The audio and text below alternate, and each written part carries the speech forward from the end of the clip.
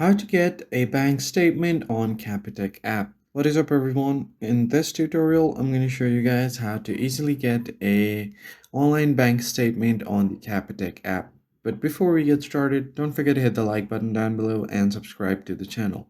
Now let us jump right in. The first thing you need to do is open up your Capitec app and make sure that you are logged into your account. And from here, you just simply want to head over to your savings account. And once you are on here, on the top right, you'll see the three dots. Just tap on it. And then from here, you will have different options like transfer, send account details, email statement, account details, and certificate of interest.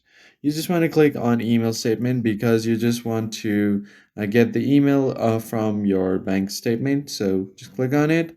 Now choose the date range from which you want your bank statement to be, and then click on send.